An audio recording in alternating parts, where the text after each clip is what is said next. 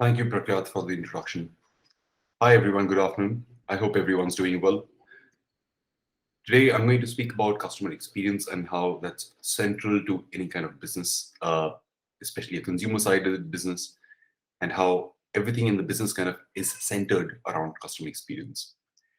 Um, Being a strategy person, I am dependent on tools on the side, so I will share a few pages. The first point I want to make is that customer experience drives business growth. It is the central theme that is not the most optimum way of solving for business growth, but is the only way of solving for business growth. So let's take a step back and think about what investors want in today's world. At the end of the day, investors want higher value for the money that they're putting in. Value is primarily driven by two things. One is the bottom line, second is growth. And as we know in the current environment, growth is a more promising uh, engine for an organization to improve its value, and hence is the more central theme around any board or any executive of an organization, especially in today's technology world. And hence, something very familiar with everyone that might be very familiar to everyone is the customer growth flywheel. And essentially, we can look at it in various ways. There are various flywheels that people have made for various organizations. But at the core of it is the customer. And by providing the entire attention of an organization and focusing the journey of the organization around the journey of the customer enables the flywheel, which is essentially what you input, you reap benefits out of it. It provides you more muscle ammunition for growing further in the next round. And hence, this flywheel can be attained. So you attract customers, you convert customers, you engage customers, and eventually you delight customers. With those delighted customers, you attract more customers onto the platform, etc., etc. Now, this is a very normal point, but I think there are a couple of nuances I would like to add to this. I think the first one is that CX is not yet another problem for the organization. Almost too often, I have noticed that organizations will think of CX as a problem in the list of problems that a company has. I show this as an example, right? Illustrative, which is a company will list down on the left-hand side. Here are the top three problems that I have. Top line growth, let's say bottom line influenced by costs, and third is customer experience. However, the right way to look at it is by focusing on customer experience as a problem embedded under every other problem. So when I'm trying to solve for top line, I need to think about the customer experience trade-offs. When I think about costs, I need to do the same. And I need to think about improving customer experience on a day-to-day basis all the time. And that's the right way to frame it in our own heads. One fantastic example of this has emerged from China. And let me talk about that a little bit. China has been a fantastic bedrock for a lot of innovation, especially consumer side innovation, in the last 10 to 15 years. They have been untethered and have a very hungry audience internally, domestically in China, which is waiting for fantastic technology solutions. And the Chinese startup ecosystem and the technology ecosystem provided that return. One of the bigger problems in e-commerce, I would say, in fact, in the larger technology ecosystem, or in fact, even in the retail ecosystem, is around solving for grocery problems. So the example that I'm going to speak about is related to an omni-channel experience, a point that some of my colleagues will be covering later in the subsequent panel sessions. This is regarding omni-channel experience for grocery retail. And let's talk about the problems maybe that were there, existed in that market. Now, there are two parts I'm thinking about this in. First part is what the customer wants. And that's a way to think about the strategy, which is first step is to identify your customer and think about what they want. And the way I like to position it is that everything else is a constraint that you're trying to work around or to incorporate in order to serve the customer. So in this environment, for instance, the key grocery constraints as a category itself are wafer thin margins. Everybody's aware grocery is a highly competitive market, and it's very hard to be able to maintain a profitable profit margin in any world, be it online or offline. There are some additional offline constraints that one needs to consider while designing for an omni-channel experience for a grocery customer. For instance, small stores are not profitable typically. Large stores are. Now, what this means is that I can't create 10 shops in a neighborhood of, let's say, 5 kilometer radius. I can potentially go with one large store. And that's the only way for me to have a sustainable set of operations.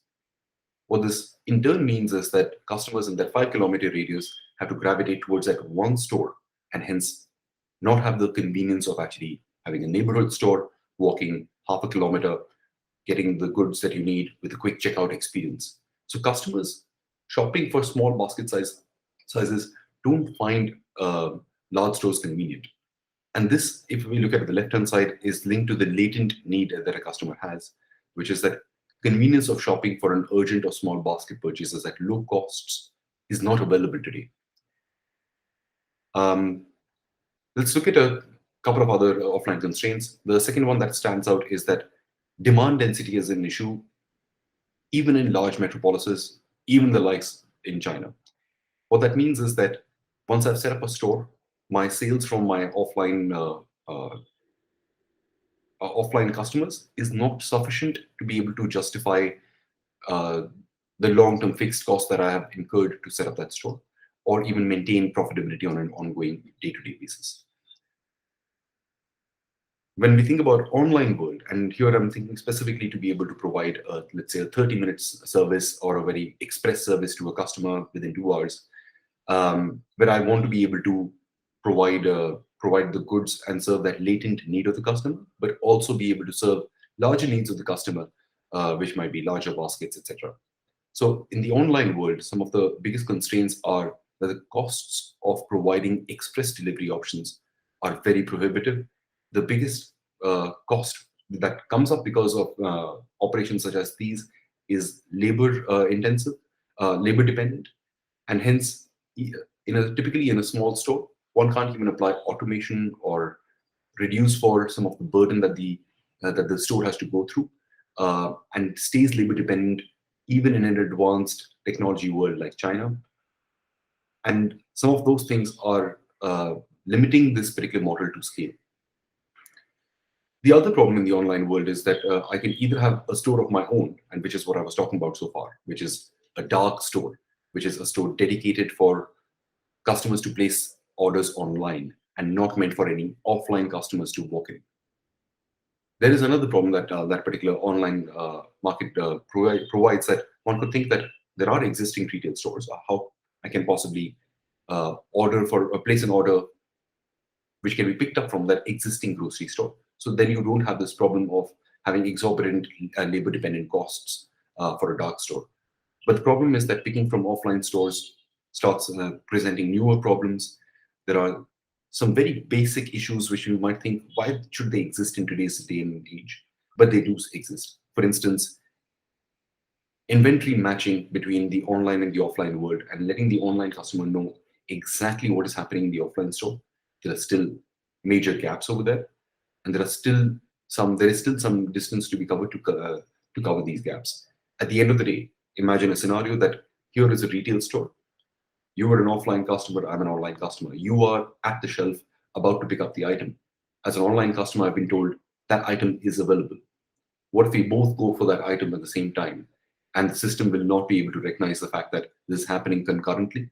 Some of those problems are very, very fundamental and do damage the customer experience on a long term basis, and hence continue to present themselves as constraints to solutions from a customer point of view. Let me go back to customer. I know I said we should start with the customer and spoke more about the constraints that we had. But I quickly want to talk about what other needs that the customer has. There are, of course, some hygiene requirements that a customer would have, that I want great value for money, I want large selection for certain kinds of items like fresh items, which could be fruits, vegetables. In China's case, a lot of meat as well. There are non-visual sensory needs that I have. I want to be able to touch and feel my fruits and vegetables, see how ripe they are, how fresh they are. I want to be able to smell them. It does give a clear indication as to how fresh the vegetable is. And also at times be able to compare and contrast and try to pick the best out of a lot is something that customers have a need for. This is on one end of the spectrum, which is hygiene. On the other end of the spectrum, customers will have delight requirements. Essentially, customers are looking for value-added goods. It could be something as simple as pre-cut fruits and vegetables. It could be something pre-cooked, so it's ready to cook when you take it home, or it could be ready to eat. Or you go a step ahead and you tell the customer that, look, there is fresh produce already here. I have a fantastic cook. I'll actually cook you the meal and give you the meal right there and then. Alibaba in China, and I think Alibaba is a fantastic benchmark for many of the things that we're doing in the world. Um, Alibaba actually came up with the concept for the omnichannel experience in something called Hema stores. Hema stores have neatly integrated. There are various things to be talked about from an omnichannel experience. And I don't know if my colleagues will be speaking about this later in the day, but there are great things that they've achieved from an omnichannel experience. The seamlessness, which is the experience they get online, the offline, is phenomenal. The fact that the store does not try to distinguish between the customer as being online or offline, but a customer to Hema stores, hence both online and offline, is extremely neat and integrated.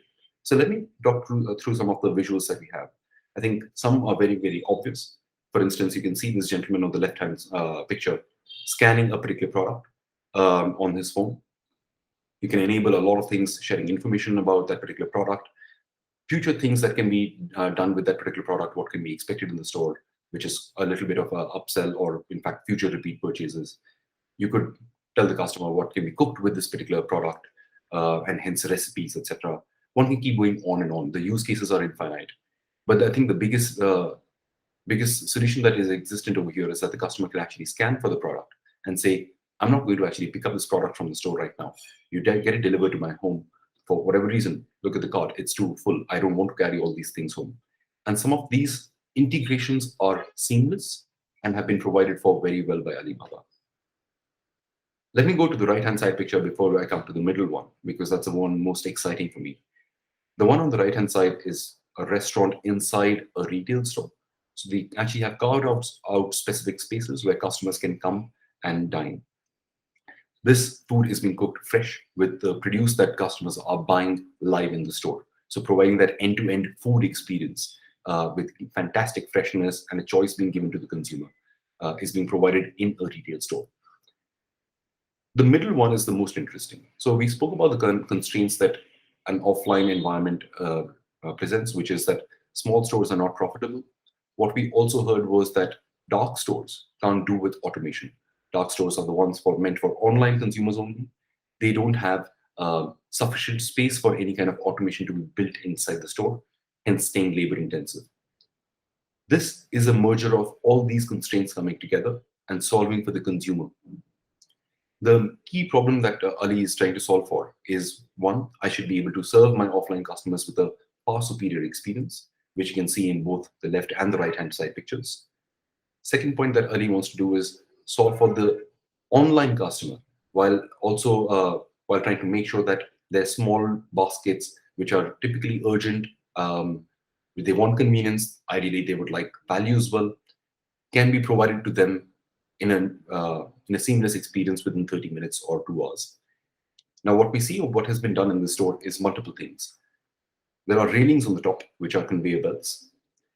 There are these bag trolleys and there are these pickers in the store. These pickers in the blue shirts are meant only for online orders.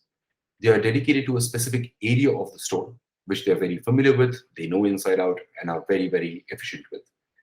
They have mobile devices. As you can see, one of the ladies has a mobile device in her hand to process online orders. What they actually do in real life is that they have bags accessible to them. They will get a certain order on their device. They will pick the relevant items that need to be picked for that item, store them in the bag, put them on the conveyor, and the bag will move to another part of the store where the other items in the order will be picked up, maybe by another picker. And eventually this bag automatically goes out to a checkout for a delivery person to collect the bag goods and deliver them to the customer. So the customer need, first of all, has been solved for, the latent need that we spoke about. Let's go in the right order, in fact. The hygiene requirements for the customer, which were, I need certain things around fresh produce that need to be achieved. I want there to be latent need to be served, which is I need small basket purchases to be delivered ideally to my home in a convenient fashion, also being achieved. And the third one being that of a delight, that I want something over and above what a typical retail store allows for, which is available through all the cut fruits and vegetables on the left-hand side, and also through the pre-cooked cooked food, or cooked food, in fact, in this case, on the right-hand side. My larger point is that keeping customer at the center, thinking of the business problems as being constraints solving for the customer problem, has allowed Ali to create this integrated experience, very hard to build, very hard to execute, and actually solve for problems on both the online side and the offline side in one neat integrated fashion. There's other examples of where focusing on customer experience can actually solve for business problems end to end. Let me take another one, and this one is closer to something that I have worked on previously. Let's think about ride sharing platforms, and I'm thinking about the likes of Uber, Ola, etc. Almost all of these platforms have a category which has almost disappeared during the pandemic, but this was called Ola Share by Ola, Uber Pool by Uber. It essentially means that more than one rider can go into the same cab at the same time, and hence save time and money for the entire ecosystem. Now, it's a very neat solution, of course, but this is exactly where the first time I encountered in business that solving for customer experience solves for top line and bottom line simultaneously. I'll quickly display an old economics phenomenon from my Ola share world, something that everybody may have encountered in their business world. Let me quickly explain. This is the most uh, simplistic representation of a macroeconomic phenomenon. Almost all of you would have encountered this at some point in your working careers. This is the price elasticity graph. As you increase price, the quantity or the demand for that particular item goes down. At the same time, there is a sweet spot that one wants to operate at, which is that profitability as the quantity or demand increases, or certain levers do improve, and hence driving better profitability. And hence, this intersection is the sweet spot where you want to operate in terms of delivering that price to the customer. Now, let me take the Ola Share example, which is what I worked on. Uh, Here's a world where, again, if I was offering an Ola Share ride for, let's say, 5 rupees, super low price, I would be able to get infinite demand. We're on this end of the spectrum for the customer, on the right hand side of the graph. Whereas if I offer a super high price, let's say closer to a non-share ride, like an Ola Mini or an Ola Micro ride, if I give the same kind of a price, my demand is drastically low and tending towards zero. At the same time, the more the number of customers I have, the more I can match them and place them in the same cab, and hence drive better economies of scale. Now, what this means is that there is a certain price point where there is absolutely high matching happening, which is more and more number of customers can be put together, but not so high that that my price per ticket is extremely small and hence driving down profitability. In that kind of a scenario, we realize that solving for demand, which is customer experience. Actually, let me take a step back. The biggest problem we had in Ola Share was that customers used to say, when we asked customers, why have you taken Ola Share? They used to say, nothing else was available. We were the category in this particular environment which uh, nobody wanted, but everybody used because of dire needs. So it was a frenemy kind of a relationship. I'm friends with you because you come in at times of need, but I don't really want you at all. It's not the experience that I desire. And hence we started looking at customer experience solves that would improve this need use case for the consumer coming in. They should not be coming to the Ola platform and saying, oh, Ola Mini is not available. I want to take Ola Share because it's available. We want customers to land on Ola and say, I want Ola Share because it provides me a great experience. Once you do that is where the demand, first of all, really takes off. And the second point is, once we started balancing these factors out, we all also built a better understanding on the bottom line, which is it's not about how many people you put in the same cab. It's about how much of their routes are common and hence how much efficiency you drive in the ecosystem. Once we realize these things, we realize that solving for consumer experience obviously improve demand and hence improve the top line. But in this particular environment, improving demand top line automatically meant that we were making impact on the bottom line as well. The network effects take into place and provide a much better ecosystem efficiency in this environment. The last point I want to make around customer experience, and this is one of the more important ones, that it's not just about strategy. It's almost never just about strategy. It's very easy to say that provide an integrated, and I'll go back to the example of omni-channel experiences. It's very easy to say provide an integrated experience to users where there is seamlessness between the online experience and the offline experience. But in execution, a lot of challenges get thrown up. One of the very common ones, especially in sales-led organizations, is that, oh, I'm creating channel conflict. That means that right now, the customer that my offline sales partner is working towards is now being challenged by my internal workforce, which is trying to attract the same consumer potentially from an online channel. Now, these can be managed and mitigated because what the organization needs to do is win as a whole. And hence, these kind of constraints that the business produces itself need to be thought about very differently. And one of the organizations which has done this execution extremely neatly, I feel, is Nike. On the left-hand side, there are these two pictures that I've put up. The top half is a picture of a retail store or an offline store, and the bottom half is that of the online store. Now, I'm no expert in branding or marketing, but friends tell me that this is the neatest depiction of showing consistency in brand communication across both channels. Some observations that I'll say that I'll point out. Right, one is just color themes and just the layout. It's a dark background with very powerful, colorful products coming through from the foreground. There is desirability, which is that there is a sense that I want. There is an aspiration that Nike creates through both the stores, which is extremely strong. The third one, and that's to me is very interesting in the current modern era, which is that they are appealing to consumers across diverse set of needs. It's very colorful, it's very bright, but it's also multiple colors. It's not one color, it's 20 colors that you will see in one single frame. And that is something that Nike is trying to communicate through the brand. It's very, very consistent. It's very hard to actually achieve this. It's very hard to tell your e-commerce head of sales and also to be able to tell your network of people who are running your stores that this is the messaging I need, this is the branding I need, and I want to inculcate this no matter what. The second one, actually, on the right-hand side, is the bigger problem, according to me, which is I spoke about sales conflict, but that sales conflict presents itself in the nastiest manners, I would say, in the customer experience journey. For instance, I am offline. How many times have you gone to a store and you wanted to sneakily just check the price of the item that you want to buy? What is the price online? Are you getting a good enough deal or not? Now, that anxiety for the customer is actually a huge pain for the business. They should be solving for it, not letting the customer get anxious. But almost on all occasions, I've seen customers, businesses telling customers, no, we don't want you to check online prices. We are afraid that you might go away and go online. We are afraid that you may never come back to our store, and you're here right now. I want to use this opportunity to rope you in, tie you down to our brand. Doesn't work. You're not solving for the customer, you're solving for the business, and hence customer is not center of your problem statement, and that is the problem. Nike has actually gone the other extreme.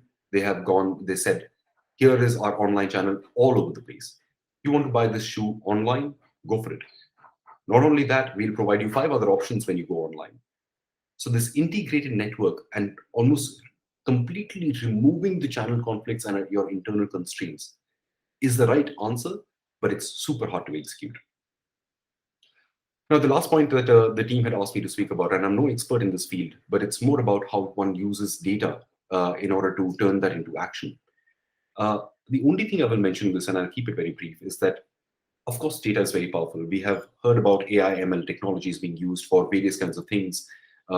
If one walks into a store today, it's possible that there are cameras detecting you, not only identify who you are, but start personalizing your experience. They might actually guide you where you should be going in the store, what kind of experience you could have. There could be an offline salesperson with a Google Glass kind of a device who's looking at you, reading your emotions, and basis that, trying to sell their products to you. The problem is on the caution side of things, which is that this is all great and this is all moving in the positive direction from an impact perspective. Organizations are able to create more revenue per user, are able to create more revenue per visit, etc., etc., etc. But what if a user walks in, is having a normal day, receive some very bad news on the phone while they're in the store, but that is not being recognized by any of my technology inside the store. One does not, for example, plan for edge cases from a technology deployment perspective, not always at least. And those are the areas which are very frightful to me. What if you walk into a store, you receive some bad news on the phone, and you don't care about the store at that moment? You want to walk away and just forget about the retail experience you're having. And then a salesperson comes, tries to sell you a product, and actually wants to talk about a vacuum cleaner when you want to actually walk out from the store and not talk to anyone at all. It's not going to go well with the customer. And that's where I'm going to leave it, which is that there are a lot of positives of working with keeping customer experience as the core, but with a lot of caution. We are using and leveraging and depending a lot on technology today, and we need to be aware of the fact that there will be a lot of corner cases which a human is able to detect real time, without influence, without a new trigger or a flag in the ecosystem. And those are things that will be very relevant to driving business growth and investor needs, but keeping customer at the center, thinking through end to end from a customer point of view, and thinking through all about every customer, because every customer is unique, and then thinking about solutions. Thank you so much for having me today. I hope you have a great rest of the day as well.